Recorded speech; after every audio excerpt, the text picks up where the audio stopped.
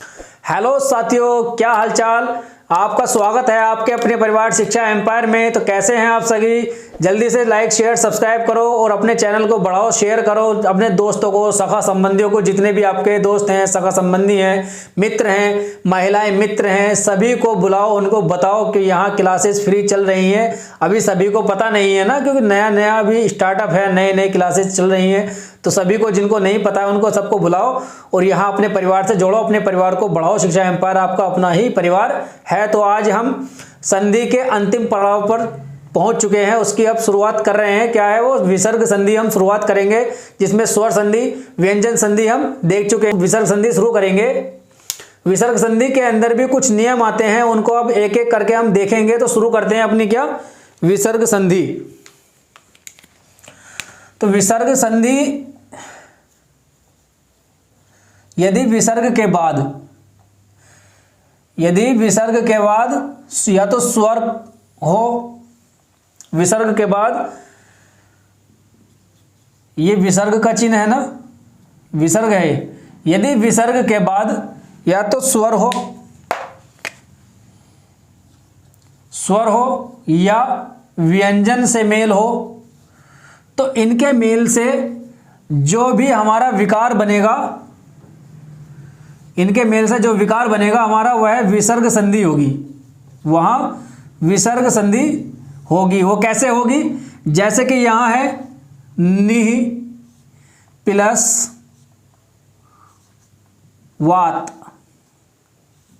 निह plus वात, यानी कि यहां विसर्ग है और विसर्ग के बाद हमारा वा है, तो वा आता है हमारा व्यंजन में। तो विसर्ग के बाद व्यंजन है, व्यंजन, इन दोनों के मेल से जो वहां विकार बनेगा, तो विकार ये बनेगा हमारा, तो यहां हो जाएगा निर्वात। तो इसमें विसर्ग का मेल वा से हुआ, यानी व्यंजन से हुआ है, उसके मेल से जो हमारा विकार बना है, तो विकार हमारा यही बना है अर वाला, अर विकार। तो इस अर विकार को बनने पर, इस अर विकार के बनने से ही इसी को हम विसर्ग संधि कहते हैं। इसी को हम विसर्ग संधि, विसर्ग का जो परिवर्तन होता है उसी को हम विसर्ग संधि कहते हैं।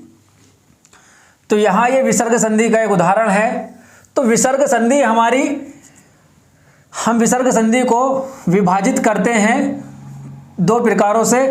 एक प्रकार में हमारा जो विकार बनेगा, यानी कि उ और ई संबंधी विकार हमारे बनेंगे। यानी इसमें क्या है, विसर्ग से पहले, इस वाले में विसर्ग से पहले हमारा उ या ई होगा, हमारा विसर्ग से पहले उ या ई होगा। तो वहां जो भी विकार बनेगा उसको हम इसके नियम देखेंगे। और एक तरह से यह आता है उ और ई संबंधी विकार, एक नियम आता है हमारा उ और ई संबंधी नियम, और दूसरा आता है असंबंधी नियम। तो हम पहले इसी की शुरुआत करते हैं।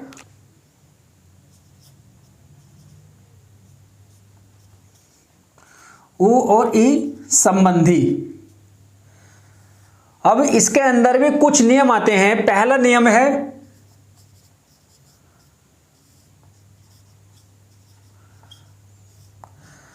इसमें हमारा पहला नियम है उ या ई, उ ई का मेल विसर्ग से पहले, विसर्ग इस, यानी कि उ और ई के बाद विसर्ग होगा।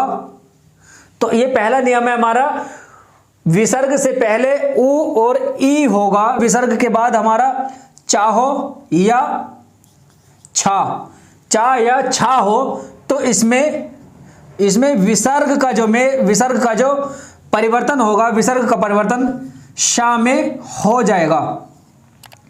तो विसर्ग का जो परिवर्तन होगा वो शा में हो जाएगा विसर्ग के बाद चा या छा होने पर, और विसर्ग से पहले उ या ई होगा। तो इसमें देखते हैं हम इसके उदाहरण। ये हमारा पहला है, पहले नियम का भी ए मान लो इसे। जो पहला नियम है उसके अंदर भी कुछ उप नियम है, तो उसमें ए ये है। तो पहला इसका उदाहरण देखें।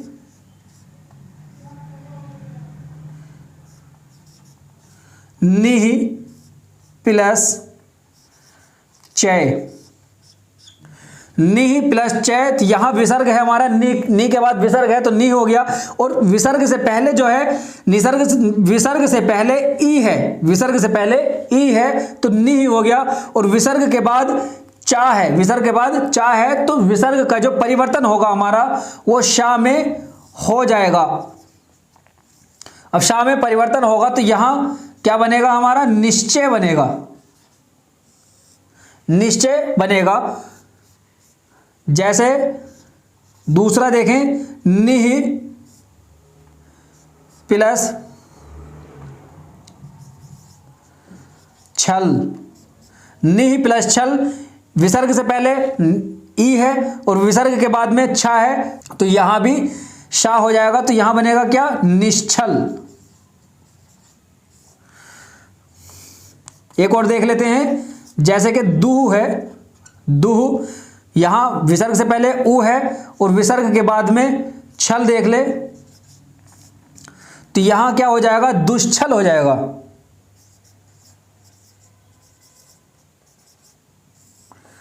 दुष्छल हो जाएगा। तो ये यहां हमारा कुछ उदाहरण है, इनको देख लो और इनसे रिलेटेड जितने भी एग्जाम्पल हैं उनको तुम खुद करोगे। तो इसमें दूसरा देखते हैं हम, पहले का ही दूसरा, पहले नियम का ही बी पार्ट देखते हैं। इसमें क्या होगा, ऊ और ई, ऊ ई, विसर्ग से पहले ऊ ई होगा और विसर्ग के बाद में टा हो या ठा हो, तो टा ठा होने के बाद होने पर जो विसर्ग का परिवर्तन होगा, विसर्ग का परिवर्तन इस वाले शा में हो जाएगा, परिवर्तन मूर्धा वाले शा में हो जाएगा। तो इसके उदाहरण देखें, जैसे कि निह प्लस ठा, तो यहां क्या हो जाएगा, निष्ठा हो जाएगा। यहां विसर्ग से पहले ई है और विसर्ग के बाद में ठा है तो विसर्ग का परिवर्तन मूर्धा वाले शा में हो जाएगा और यहां क्या बनेगा, निष्ठा बनेगा। उसके बाद में एक और देख लेते हैं,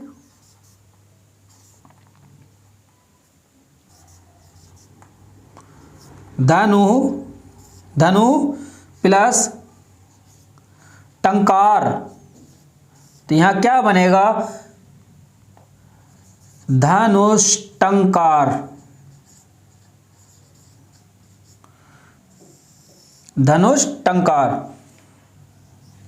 सी, ऊ और ई, यानी विसर्ग इस वाले सी में हम देखेंगे विसर्ग से पहले ऊ हो, ई हो और विसर्ग के बाद में ता या था, ता था हो और ता था होने पर विसर्ग का जो परिवर्तन होगा वो विसर्ग का परिवर्तन दंत वाले सा में हो जाएगा। इसका जो उदाहरण देखते हैं हम, जैसे दुह प्लस तर, तो दुह प्लस तर का जो होगा तो यहां विसर्ग से पहले ऊ है और विसर्ग के बाद में ता है तो विसर्ग का परिवर्तन सा में होगा तो यहां हो जाएगा दुस्तर,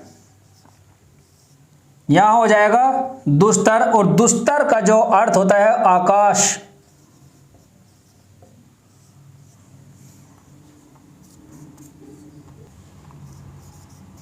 दूसरा आएगा निह प्लस तेज, तो यहां हो जाएगा निस्तेज, यहां निस्तेज हो गया। ठीक है, तो यहां ये पहले के 3 नियम हमने देख लिए हैं। पहले नियम के 3 नियम हैं वो हमने देख लिए हैं। अब हम अपना दूसरा नियम शुरू करते हैं। अभी हमारा ये पहला नियम ही चल रहा था, ऊ और ई का, ऊ और ई संबंधी जो विकार बन रहे हैं उसका पहला नियम चल रहा था। अब इसी वाले का हम दूसरा नियम देखते हैं। दूसरा नियम हमारा क्या कहता है, यदि विसर्ग से पहले ऊ या ई हो और विसर्ग के बाद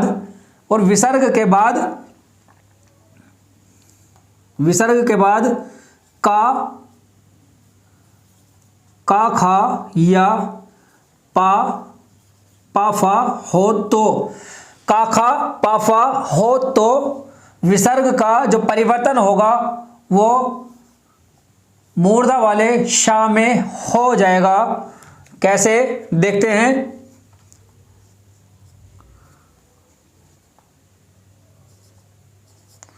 दुह प्लस पाप, तो क्या हो जाएगा यहां दुष्पाप। नि प्लस पक्ष, तो यहां हो जाएगा निष्पक्ष।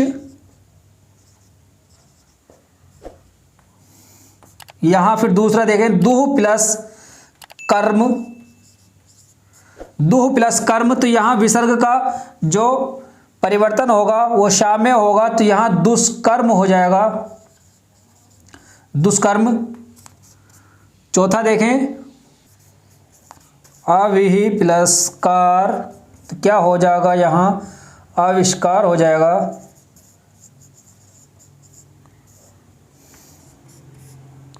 बहि प्लस कार बहिष्कार हो जाएगा।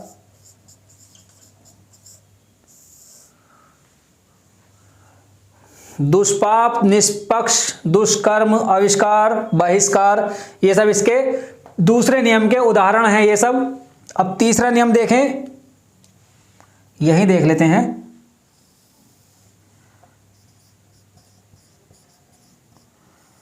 तीसरा नियम,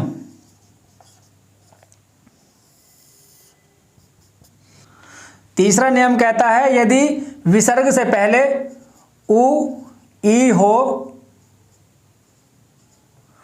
और विसर्ग के बाद रा हो, विसर्ग से पहले उ ई हो और विसर्ग के बाद रा हो, तो यहां इस परिस्थिति में अगर विसर्ग से पहले उ है तो उसका दीर्घ उ हो जाएगा, या ई है लघु ई है तो विसर्ग इसके रा से मिलने के बाद लघु ई का दीर्घ ई हो जाएगा और विसर्ग का लोप हो जाएगा। यहां विसर्ग का लोप होगा और इसका दीर्घ उ हो जाएगा और लघु ई का दीर्घ ई हो जाएगा। तो इसके उदाहरण देखें, निहि प्लस रज, तो यहां हो जाएगा, अभी ये यहां लघु है, छोटी ई है तो इसका बड़ी ई हो जाएगा, तो यहां नी हो गया और विसर्ग का लोप हो जाएगा। विसर्ग लोप मतलब खत्म हो जाएगा, बंद हो जाएगा, छिप जाएगा, ये विसर्ग छुप जाएगा और रज पीछे से वैसे ही लग जाएगा, तो यहां नीरज हो जाएगा। तो यहां हो गया नीरज। उसके बाद में जैसे नी है प्लस रस है, तो यहां छोटी ई का बड़ी ई हो जाएगा, दीर्घ ई हो जाएगा, तो यहां नी हो जाएगा, नी, और विसर्ग का लोप होगा तो यहां रस पीछे से जुड़ जाएगा, तो यहां नीरस हो जाएगा। जैसे कि दूह है, दूह प्लस राज, तो यहां दूह प्लस राज है तो इसका दीर्घ बन जाएगा दू और विसर्ग का लोप होगा और राज पीछे से जुड़ जाएगा, दूराज हो जाएगा।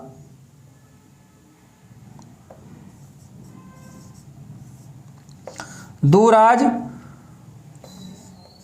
जैसे एक बहुत इंपॉर्टेंट उदाहरण आता है, नी प्लस रोग,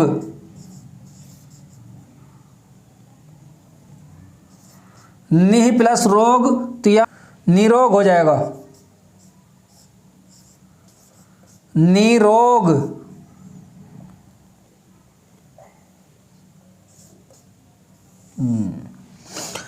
नि प्लस रोग, निरोग हो जाएगा, निरोग नहीं होता, निरोग होता है। जो हम जल्दी में बोल देते हैं ना, निरोग मतलब बिना रोग वाला, तो यहाँ निरोग नहीं होगा, निरोग होगा। यहाँ दीर्घ ई लग जाता है, इसमें दीर्घ ई लग जाता है, निरोग हो जाता है। तो इसका तीसरा यहाँ हो गया। चौथा नियम, चौथा नियम किसका है ये? अभी उ और ई संबंधी वाले ही चल रहे हैं। तो चौथा नियम क्या कहता है इसमें? यदि विसर्ग से पहले उ या ई हो, विसर्ग से पहले उ या ई हो और विसर्ग के बाद या तो स्वर हो, विसर्ग के बाद या स्वर हो, या फिर वर्गीय व्यंजन का तीसरा चौथा वर्ग हो,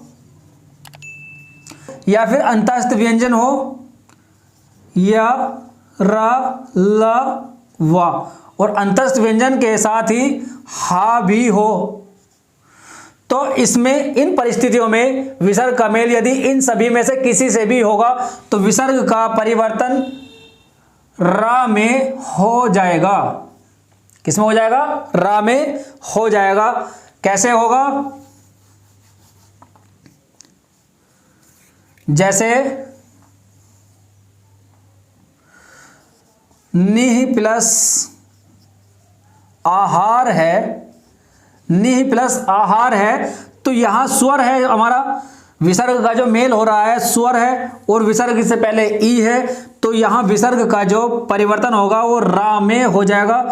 तो निराहार हो जाएगा, ये निराहार हो जाएगा। अब दूसरा देखें, दूह प्लस आत्मा, दूह प्लस आत्मा, यहां भी हमारा स्वर ही है तो यहां दुरात्मा हो जाएगा। निह प्लस गम, अब यहां गा है, गा किस में आता है हमारा? का खा गा तीसरे वर्ग में आता है, तो यहां हो जाएगा हमारा निर्गम हो जाएगा। और रा है, रा हमारा गा में जुड़ ऊपर चले जाएगा, निर्गम होगा। और दूह प्लस गंध, दूह प्लस गंध, दूह प्लस गंध कहां जाएगा हमारा? दुर्गंध में, दुर्गंध हो जाएगा उसका। और हमारा स्वर से हो गया, व्यंजन से भी हो गया, तीसरा चौथा वर्ग से। अब आता है हमारा या वाला, देख लेते हैं हम। निह प्लस यात, तो यहां हो जाएगा निर्यात, निह प्लस यात निर्यात। दो प्लस लिप्त, दो प्लस लिप्त, दुर्लिप्त हो जाएगा, दुर्लिप्त।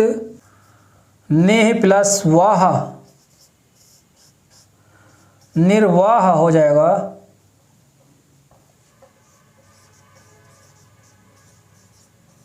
निर्वाह।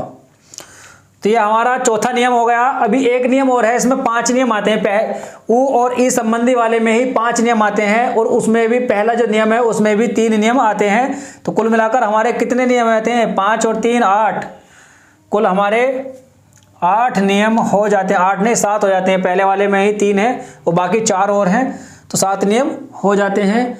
अब हम देखते हैं अपना 5वां नियम।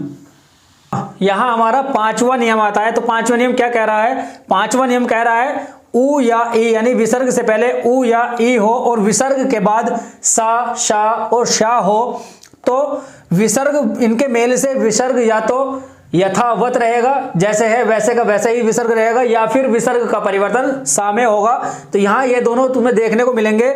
जैसे यहां नि और शुल्क है, नि धन शुल्क, तो यहां या तो ऐसा ही रह जाएगा निशुल्क, बस यहां बीच से प्लस का निशान हट जाएगा, या तो ऐसा ही दिखेगा, देखने को आपको मिलेगा निशुल्क, या फिर इस तरह से आएगा निःशुल्क,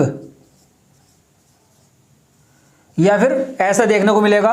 और जैसे निह प्लस संदेह है तो यहां से निह के बीच से प्लस हट जाएगा और संदेह रहेगा, या तो इसी तरह से मिलेगा देखने को, यथावत रहेगा विसर्ग, या फिर निस्संदेह हो जाएगा, निस्संदेह,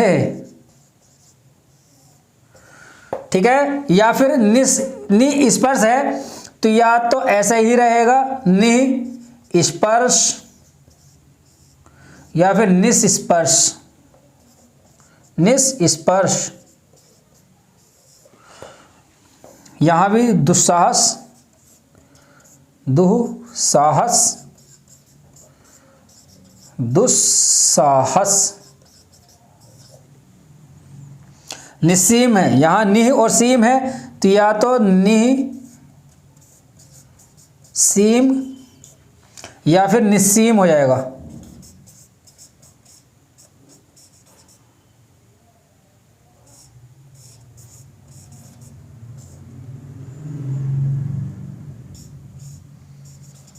निस्सीम। तो यहाँ 5 नियम हमारे पूरे हो गए हैं। यहाँ तक नीचे तक दिख रहा है क्या? शायद दिख रहा होगा। 5 नियम हो गए हैं। तो अब हम देखते हैं आ वाला, आ संबंधी नियम। अब हम देखते हैं अपना आ वाला, आ संबंधी विकार, यानी इसमें विसर्ग से पहले आ होगा। जैसे यहाँ विसर्ग से पहले उ और ई हो रहा था, तो इसमें विसर्ग से पहले आ होगा, इस तरह से ये वाला। तो अब देखते हैं हम आ संबंधी नियम। आ संबंधी में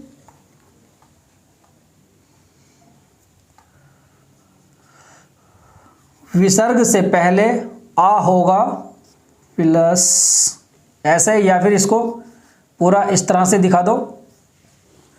और उसके बाद तो आ संबंधी नियम हमारा कह रहा है, यदि विसर्ग से पहले आ हो, विसर्ग से पहले आ हो और विसर्ग के बाद सघोष वर्ण हो, सघोष वर्ण पढ़े थे ना हमने वर्णमाला में, यदि सघोष वर्ण हो तो विसर्ग का जो परिवर्तन होगा वो ओ में हो जाएगा। ओ, विसर्ग का परिवर्तन ओ में हो जाएगा। जैसे यहाँ तमह प्लस गुण है, तो यहाँ विसर्ग से पहले यहाँ क्या है, ये महा, ऐसा ऐसा है ना, यहाँ पर महा तमह है, तो यहां हम अगर इसको अलग करेंगे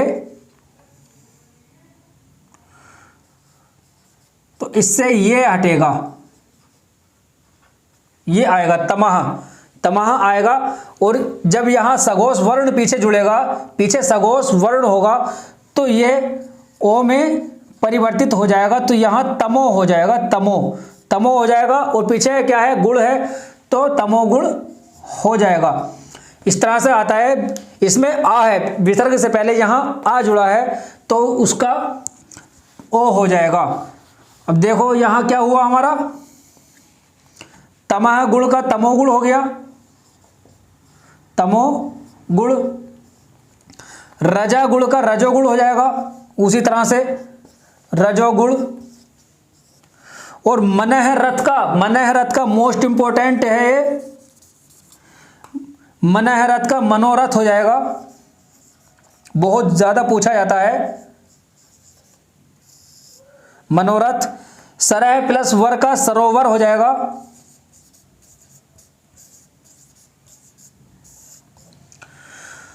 तो साथियों, आज हमने विसर्ग संधि भी अपनी कंप्लीट कर ली है, यानी विसंधि का जो भाग था पूरा हमने कवर कर लिया है। और इसके आगे हम शुरू करेंगे अपने समास का चैप्टर, बहुत ही इंपॉर्टेंट चैप्टर वह भी है समास, तो उसको हम शुरू करेंगे।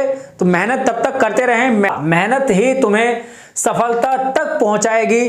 और कहते हैं कि देखो, मैं परिस्थितियों को, अभी कुछ लोगों के पास कुछ ऐसी परिस्थितियां होंगी जहां जिसको कुछ साधनों की कमी होगी, पढ़ाई के साधनों की। बहुत से ऐसी जगह हैं जहाँ इंटरनेट भी नहीं मिल पाता है पूरी तरह से, मोबाइल तो मिल नहीं पाता है, बहुत सी चीज़ें हैं, आने जाने की सुविधाएं, कुछ गाँवों में बच्चे रहते हैं उनको आने जाने की सुविधाएं नहीं होती हैं। तो वहाँ अपना ये ऑनलाइन क्लासेस का बहुत ही अच्छा जरिया है उनको मेहनत की तैयारी करने के लिए। एक शहर में बैठा हुआ बच्चा जो तैयारी कर रहा है, एक शहर में बैठा हुआ बच्चा जो तैयारी कर रहा है, उसको हर तरह की सुविधाएं मुहैया हैं, हर तरह की सुविधाएं उसके पास हैं। और उसकी जो जीत होगी वो उतनी बुलंद नहीं हो पाएगी जितनी के एक छोटे से गांव में रहकर एक बच्चा जिसको किसी तरह की सुविधाएं नहीं है, पढ़ाई के संसाधनों की कमियां हैं, और उन परिस्थितियों में खुद को ढाल करके, वह उन सभी परिस्थितियों में खुद को ढाल करके मेहनत करके जो अपनी जीत प्राप्त करेगा, उसकी वह जीत आसमान को छूती हुई बुलंदियों के समान होगी।